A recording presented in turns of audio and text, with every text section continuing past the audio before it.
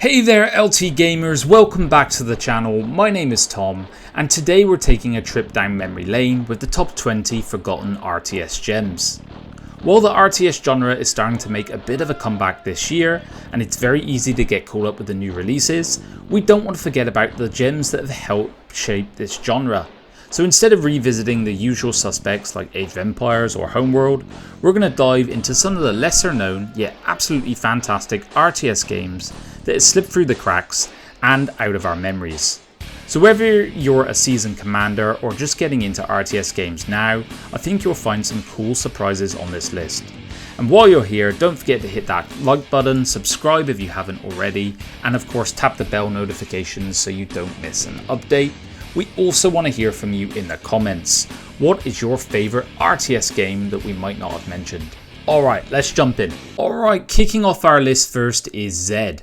Released back in 1999 by the Bitmap brothers, Zed was a real-time strategy game that brought a lot of humour and fast-paced action to the genre. Now you might not hear Zed mentioned much these days, and that is a shame, because it was a real gem in its time. Imagine Command & Conquer but stripped down to its core elements, making it quicker, more accessible, and just plain fun. It had this quirky comedic vibe that really just set it apart. Despite its charm, Zed hasn't really managed to stay in the spotlight. The 2014 Steam re-release didn't do it any favours either. It lacked the modern updates that could have introduced it to a new generation of gamers. However, there is still some hope for this classic. There is an open source remake called Zod Engine, which does a much better job of capturing the essence of the original. If you've never played Zed or just want to relive some memories, it's definitely worth checking out. At number 19 we have Warrior Kings, a real-time strategy game that was developed by Black Cactus and released in 2002. Warrior Kings had a distinct vibe, a mix of deep strategy and a rich fantasy world that made it feel ahead of its time. It was developed with the input of Dave Morris, a name you might recognise from the Fighting Fantasy and Fabled Lands books. With such a creative mind influencing it, it's no surprise the game offered you a lot more freedom in how you approached each level. Even though it wasn't the most visually stunning game, the gameplay more than made up for it. And it's a real shame that it's faded from the RTS conversations over the years. But all in all, Warrior Kings is a great game that deserves a lot more love. It might not be the first title that comes to mind when you think of classic RTS games, but if you're looking for something that's both challenging and creatively fulfilling, it might be worth revisiting. Coming up next we have Grey Goo, a sci-fi real-time strategy game released in 2015 by Petroglyph Games. Grey Goo was a bold attempt by a smaller studio to take on the giants of the RTS world, and it clearly drew inspiration from classics like StarCraft and Command & Conquer, and that's exactly what caught my eye. It flew under the radar for many, but honestly I was surprised how quickly it slipped out of the conversation. Grey Goo managed to scratch that strategic itch for me, but of course it didn't fully match up to its legendary predecessors. Gameplay wise, Grey Goo held its own, 3 factions that felt quite distinct, each with its own unique units and strategies, and the campaign did a good job introducing new challenges and mechanics as you progressed, and the narrative has its moments if it's somewhat predictable. In the end, Grey Goo was a nice throwback to the heyday of RTS games, and it might not be a heavyweight contender, but it's definitely worth a look for fans of the genre who miss the strategic depth and tactical challenges that define the classics with a little bit of a modern facelift. Next up we have Armies of Exigo, a real-time strategy game that hit the shelves in 2004, and it had all the makings of a classic RTS. And it was even nominated for Strategy Game of the Year, a pretty big deal considering the competition at the time. However, it ultimately lost out to Warhammer 40,000 Dawn of War and slowly drifted out of the spotlight. If you've ever played Warcraft 3, this game might feel a little familiar to that. It has 3 factions, the Empire, the Beasts and the Fallen, and it's a classic RTS through and through. You gather gold, wood and gems, build up your base, train units, research upgrades, and then give out your orders to watch the chaos unfold. What set it apart though was that dedication back to that old school style of RTS from the 90s. Warcraft 2, StarCraft, Age of Empires, it was reminiscent of games like that.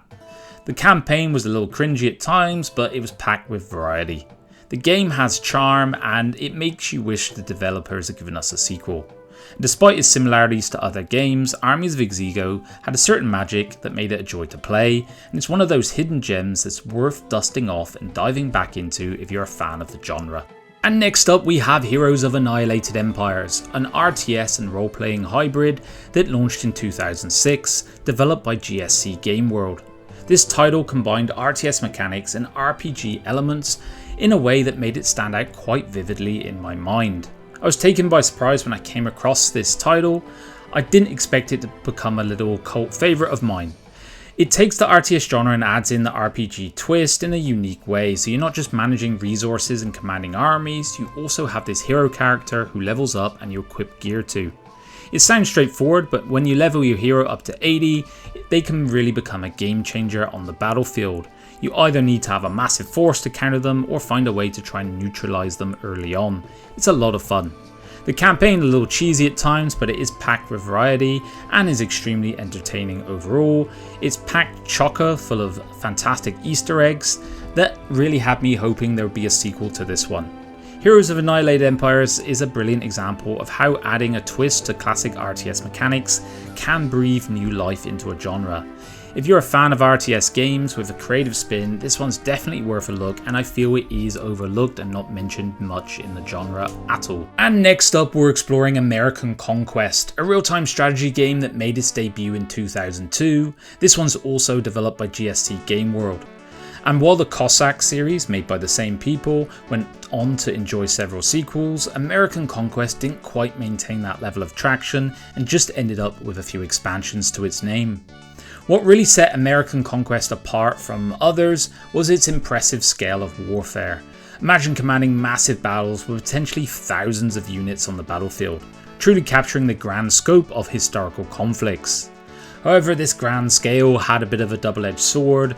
For newcomers, it was managing such enormous armies, it was quite overwhelming, I felt. Although American Conquest didn't quite hit the same heights as other RTS in its era, it is a hidden gem for fans of historical strategy games. If you can look past some of the dated features and embrace the challenges of orchestrating epic battles in a bygone era, American Conquest offered a rewarding and immersive experience that's definitely worth exploring. Next up, we're diving into Submarine Titans, a real-time strategy game that made a splash in 2000, developed by Ellipse Studios. This game takes the RTS genre underwater, offering a unique setting that, despite its creativity, never quite captured the same attention as some of its contemporaries. Submarine Titans boasts a steep learning curve, but for those willing to tackle it, there is a hidden gem here. You can command 3 distinct civilizations, each with unique objectives, histories, units, and technologies. The game introduces innovative unit classes and structures, and the ability to hide units and buildings in caves, underwater cliffs, adding fresh twists to both offense and defense. The underwater setting is fully realized, featuring 5 depth levels of iridescent swirling waters, winding mountain ranges, dimly lit caverns, and dark tunnels. This 3D underwater universe creates a visually very compelling and immersive experience that stood out from the crowd at the time. So if you're up for a challenge and a different kind of RTS adventures, this one's usually priced under $1 and definitely worth a look. And arriving in next, we have Battle Realms, an RTS game that debuted in 2001, published by Crave Entertainment and Ubisoft. Despite its innovative approach, Battle Realms has been overshadowed by other RTS giants over the years, but now it's getting some of that recognition back with its 2019 Early Access remaster. Back in 2001 though, Battle Realms was so impressive that it even delayed the release of Warcraft 3. Blizzard's team played Battle Realms and thought it outshone their own project at the time, and while Warcraft 3 did eventually become legendary in its own right, Battle Realms still held its own with unique flair. What set this one apart was its refreshingly distinct gameplay. Unlike many RTS games, it offers a fresh take with captivating presentation, genuinely engaging units, and a campaign you want to revisit. Throw in a flexible skirmish and multiplayer modes, and it all added to the replayability value. If you missed Battle Realms the first time around, now's the perfect opportunity to dive into this gem with the 2019 Early Access release. Even though it's been 2 decades since the original, its unique features and great ideas still set it apart from the pack, and any RTS enthusiast is going to enjoy this one. And next up we have Original War, an RTS game that hit the scenes in 2001. Developed by Altar Interactive and published by Virgin Interactive, this game still is a hidden gem of the genre. Why did Original War slip under the radar despite its potential? It was released during a golden age of RTS games, competing with some of the biggest names out there, and unfortunately it didn't quite make the splash it deserved. But what made this one stand out? For starters, it blends RTS and RPG mechanics in a very compelling way. In this game, human units are a finite resource. You don't get more as the game progresses, so losing them has a real impact. Each character can level up into 4 different classes and switch between them at designated buildings, keeping their experience intact. This means you need to carefully manage your human resources, balancing the risk of losing irreplaceable characters with the cost of relying on less effective AI controlled units. This one was a really interesting game, so if you missed Original War when it first came out, it's a great time to go discover it. With innovative mechanics and a unique approach, it's a must play for RTS fans who enjoy strategic challenge. LT gamers, we're diving into Battlezone now, a unique hybrid of a first-person shooter and real-time strategy that hit the scene in '98. Despite its groundbreaking blend of genres and a strong positive reception, Battlezone didn't quite achieve the commercial success it deserved and as a result slipped into obscurity. Luckily, it's made a fantastic comeback with its Steam re-release in 2016. What made this one stand out? For starters, it's a game that seamlessly combined FPS and RTS elements, something a lot of games are doing now, offering a unique field commander experience that's been hard to replicate in the decades since. You take control on the battlefield from the cockpit of a tank, and it mixes real-time strategy with first-person shooting that felt very innovative, particularly back then. The story was fantastic, and the re-release is a testament to how well the game has aged. Rebellion did a stellar job bringing Battlezone into the modern era and integrate it into Steam's workshop, updating the graphics to high res and stuff like that. So it's a significant improvement on the old game. So if you missed it back in the day and you just want to revisit maybe a piece of gaming history, don't miss out on Battlezone. It's a nostalgic trip with this one. And next up, we're exploring Impossible Creatures, a gem from 2003 that blends steampunk with real-time strategy, developed by Relic Entertainment. Despite its potential to be a cult classic, Impossible Creatures remains one of those hidden gems that too few people have experienced. Imagine a game where you can combine any 2 animals from a list of 76 to create your own unique units. Inspired by H.G. Wells' The Island of Dr. Moreau, this game lets you mix and match creatures to form armies capped at 9 units, each with their own special abilities. What you ended up with was a strategy game as inventive as it was fun. This game featured extensive single-player campaign, engaging multiplayer modes, and even a free expansion called Insect Invasion, throwing more creatures into the mix. It leveraged the same engine as Dawn of War, which hints at its quality and depth that it had. It's a game that, had it received more attention or a modern remake, it could have been a cornerstone of the RTS genre, and you see from its Steam re-release, its overwhelmingly positive reviews are a testament to its lasting appeal. If you missed it back then, don't miss it out now. Dive into Impossible Creatures and experience a game with that creativity meeting strategy in a way that remains quite unmatched to this day, I feel. And rocking up next is World in Conflict, a 2007 real-time tactics game that came from Swedish developers Massive Entertainment. This title had big shoes to fill, drawing heavy inspiration from the acclaimed Ground Control, but somehow it never quite managed to capture the same spotlight as other games in its genre. When we talk about this one, we have to talk multiplayer. If you're a fan of competitive RTS gaming, World in Conflict arguably had one of the best experiences out there to date. Beyond this side of it, it had a solid single player campaign that was enjoyable as well. Certain things like unit categories from air, infantry, armor and support all added a deeper strategic understanding and tactical veneer to everything. In my view, World in Conflict remains one of the finest multiplayer RTS experiences available. Though it hasn't really received the acclaim it truly deserves, if you're into strategy games, it's definitely worth checking out. Next, we'll dive into Ancient War Sparta, a 2006 RTS developed by WorldForge. This one didn't make a huge splash upon its initial release, but the game resurfaced a big way in 2022 with its remaster. When it was first launched, Ancient War Sparta struggled to compete with giants like Medieval 2, Supreme Commander, and Command & Conquer 3 Tiberian Wars. The original game was solid, but didn't really stand out in a crowded field. The remastered version, though, has revitalized the title with a new improved version of the engine, bringing a host of upgrades and fresh mechanics. One of the standout features of the game is its complex tactical depth, which only becomes apparent after hours of gameplay. The remaster incorporates RPG elements and epic historical moments into its single player campaigns, creating a bit more of an immersive experience than it had previously. Throw in unit customization and strategic variety, and Ancient War Sparta is a gem that's definitely worth exploring, especially into a game that blends deep strategy with creative freedom. Coming in next is Sacrifice, a real-time strategy gem from 2000 developed by Shiny Entertainment. Although it was critically acclaimed and won several awards, Sacrifice didn't quite make waves commercially and has since faded into obscurity in the RTS world. What set Sacrifice apart was its unique focus on combat rather than typical resource gathering. Forget about mining gold or chopping wood, here you're managing two resources, mana and souls. Want to boost your army? Capture more enemy souls. Need to unleash some powerful spells? That's right, more souls means more magic at your disposal. Now, Sacrifice is definitely one of the quirkiest games you'll come across. It's got a distinctly bizarre vibe that rivals any game out there.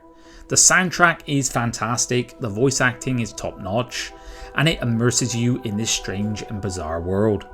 The gameplay took a little bit of getting used to, but it was top notch. And the sense of humour that went throughout the game echoes the playful spirit of Earthworm Jim, which was another creation of Shiny Entertainment. So if you were into games that mix of quirky humour and hybrid gameplay, Sacrifice is definitely worth checking out. It's a hidden gem that deserves much more recognition. And next up we come to Empire Earth, a real-time strategy game that hit the shelves in 2001, developed by Stainless Steel Studios. The game originally captured quite a dedicated fanbase. However, as time went on, the community dwindled and the game's tech started to show its age. Issues like backward compatibility have made it harder as well for new players to discover and enjoy this one. What set it apart was its incredible ambition, spanning 500,000 years of human history from ancient times to the far future, all within a single game. The game featured over 200 types of units as well, so as you progress, you can enhance these units with special points earned during missions. These points can be allocated to improve units or tech, allowing for a higher degree of customization and strategic planning. You throw in placement and tactical use of these units, and it had a lot to unpack. In essence, Empire Earth offered a comprehensive and engaging real-time strategy experience with a breadth of features that defined what makes RTS games truly great. It's a game with a rich array of gameplay elements, making it a standout title that's worth taking a look at. Next we have Nexus, the Jupiter Incident. Released in 2004, this is a real-time tactics game with a rich sci-fi theme. Developed by the Hungarian-based Mythos Entertainment, the game was originally conceived as Imperium Galactica 3, but after some licensing and development changes, it evolved into a tactical space opera that we see today. Despite its innovative gameplay and cinematic flair, Nexus the Jupiter Incident struggled to find its footing in a crowded RTS market. The game was caught in development limbo, and with shifting focus from the original concept, it lost some momentum. Nexus the Jupiter Incident stands out with its unique approach though, to tactical space battles in particular. Unlike many strategy games where you command vast armies, here you're in control of a small fleet of massive powerful ships. The gameplay is deliberate with slow strategic maneuvering and epic drawn out battles that feel more like a space opera than a traditional RTS. Upgrading your ships with new technology is incredibly satisfying. The game's narrative, complete with memorable characters, adds a good bit of flavour too. The game feels like playing a movie, and that is in part to the Black Sun engine. It really immerses you in the vastness of space. If you're a fan of sci-fi, space strategy games, and you haven't given this one a shot, it's very reasonably priced at all times. Nexus the Jupiter Incident is definitely worth your time. Krush Kill N Destroy, or KKND as it's known, is a real-time strategy game released in March 97, and it's the first in the trilogy that gained a cult following for its post-apocalyptic setting and unique style. Despite this distinct charm, the KKND series never reached the lasting popularity of other RTS titles like Command & Conquer, and has since faded into obscurity. KKND is not as famous as the other RTS games, but holds a special place in the hearts of those who played it. The gameplay starts easy but quickly becomes challenging, requiring careful resource management and strategic thinking to fend off AI attacks. I've seen a lot of people kind of shit on this game in retrospect, but I think it was an absolute gem. The post-apocalyptic theme and intense missions make it a memorable experience that stands the test of time in my book. If you're nostalgic for a classic RTS game and missed it the first time around, KKND Extreme Edition on Steam I can definitely recommend is worth visiting. We now have Rise of Nations, a real-time strategy gem from Big Huge Games and Microsoft Game Studios, released in 2003. Although it was commercially successful and influential, it somehow quite hasn't stuck in the collective memory of RTS fans. Rise of Nations is like an unsung hero of the RTS world today. It received rave reviews from critics, earning stellar ratings. Everyone was particularly impressed with its innovative blend of real-time strategy and turn-based strategy elements. It was described as being innovative and massively enjoyable strategy title, and it brought together the best aspects of two beloved genres, creating a game that was both accessible and deep. What made Rise of Nations stand out was its ability to push the genre forward, introducing fascinating mechanics like national borders, attrition, and alliances, adding in also layers of strategy that were fresh and exciting at the time. So whether you're battling for territory, forging alliances, the game's design kept the experience fun and dynamic. Despite critical acclaim and unique features, Rise of Nations hasn't always gotten the recognition it deserves. It's a superb choice for those who appreciate well-balanced, diverse RTS games, and they're looking for a fast-paced strategic challenge. If you haven't played it yet, it's definitely worth checking out. And arriving in next, we have Kohan 2 Kings of War, a real-time strategy title from 2004 developed by Timegate Studios. This was the sequel to Kohan Immortal Sovereigns, another great title, and despite being a groundbreaking RTS, it sadly flew under the radar for many. Kohan 2 was a technical marvel of its time, offering features that were ahead of its peers. Unfortunately, it launched just 2 days before the highly anticipated Rome Total War, making it nearly impossible to compete in this spotlight. Why is Kohan 2 worth your attention though? For starters, it's an absolute gem with an incredibly user-friendly map editor that requires no manual to master, aside from the advanced functions. Multiplayer is a blast, especially with co-op maps, and the story adds this really veneer of enjoyment. It was set apart at the time for its unique approach to RTS gameplay. The game simplifies base and town management, allowing for specialization in settlements. You can create and customize regiments with ease, and the intuitive formations you can employ significantly impact combat effectiveness. It's like a blend of Warcraft's charm and Rome Total War's grand strategy. Kohan 2 is essentially that fusion. If you're a fan of RTS games and haven't experienced Kohan 2 yet, it's a unique and fantastic addition to any collection and an underrated classic that gives a fresh take to the genre, definitely worth exploring. We've got a gem next from the late 90s, Dark Reign: The Future of War. Released in 97, this real-time strategy game brought a unique twist to the genre with its sci-fi setting and innovative mechanics. Though Dark Reign was a success, it sold over 680,000 copies and even spawned an expansion pack as well, it is surprisingly faded from the spotlight. Despite its early acclaim, it's now a somewhat forgotten classic in the RTS world. What set it apart was its futuristic gameplay, echoing the style of Command & Conquer, but also with its own distinct, unique flair. Players started by building their bases, focusing on unit production, resource gathering, power generation, and base defense. But the game had three-dimensional terrain, and it was a really standout feature. It added not only unit movement, but also line of sight effects as well, so it's a very strategic feel to every battle. In essence, Dark Reign: Future of War was a testament to how the RTS genre was evolving, blending classical elements with innovative twists. So if you're a fan of strategy games, do yourself a favour and take a look at this one. And sat atop our list we have Ground Control, a real-time tactics gen from the year 2000. Developed by Massive Entertainment and published by Sierra Studios, this game offered a unique twist on the RTS genre that still stands out today. Despite its innovative design and critical praise, this game didn't quite capture the commercial success it deserved, selling only a few tens of thousands of copies. Now let's talk about why Ground Control is worth your time. Even though it's over 2 decades old, the game was truly ahead of the curve. The graphics might look dated by today's standards, but the tactical gameplay and intuitive UI still hold up impressively well. It also has extremely sophisticated combat mechanics. The game's attention to details like lighting, visibility and terrain elevation brought a level of realism to combat that was unmatched, particularly back then. If you haven't experienced ground control, there's now an anthology version available on Steam and I highly recommend checking it out. Despite its age, it offers a fantastic blend of strategic depth and immersive gameplay that remains a stellar experience to this day. It's a hidden classic in the RTS genre and a must play for fans of tactical strategy. And there you have it, LT Gamers, our countdown of some of the most underrated RTS gems that deserve a spot in your gaming library. From the strategic brilliance of ground control to the innovative design of Sacrifice, these games each brought something unique to the table, whether it is groundbreaking mechanics, memorable stories, or just a different take on the genre. They all have something special to offer. So if you're a fan of real-time strategy and haven't explored these titles yet, now's the perfect time to dive in and see what you've been missing out on. Thanks for joining us. Don't forget to like, comment and subscribe for more gaming content, and I'll see you guys on the next one. Bye bye now.